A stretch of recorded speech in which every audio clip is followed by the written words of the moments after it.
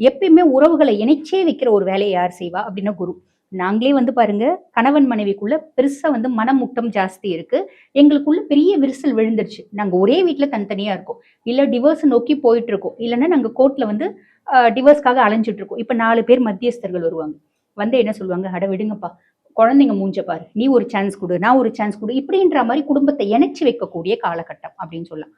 நாங்க ஆல்ரெடி சுமாரா நல்லா வாழ்ந்துட்டு தாங்க இருக்கோம். நல்லான்றத விட சுமாரா வாழ்ந்துட்டு தான் இருக்கோம். இன்னும் கொஞ்சம் வந்து பார்த்தீங்கன்னா, நல்லா வாழறதுக்கான பிராப்தம்.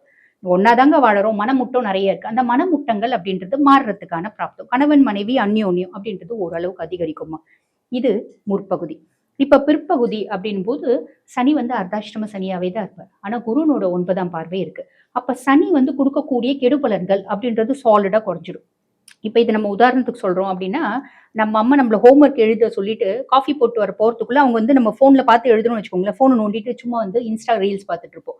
அவங்க வந்தாங்கன்னா உட்காந்து திருப்பி சின்சியரா எழுதும். இப்ப அந்த மாரி தான் அம்மா பக்கத்துல இருக்கா மாதிரி, நம்மளுக்கு வந்து குருனோட பார்வை சனி மேல. அப்ப சனி வந்து ஆல்மோஸ்ட் நல்லிஃபை ஆயிடுறாரு, பிரீத்தி ஆயிடுறாரு.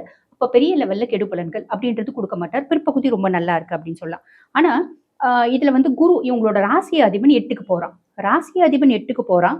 பெரிய லெவல்ல என்ன கெடுத்துருவானா? அப்படின்னு என் வீட்ட நான் பெரிய லெவல்ல கெடுக்க மாட்டேன். ஆனாலும் நான் ஒரு சில விஷயத்துல கவனம் அப்படின்றத வச்சுக்கணும். என்ன விஷயத்துல கவனம் வேணும்?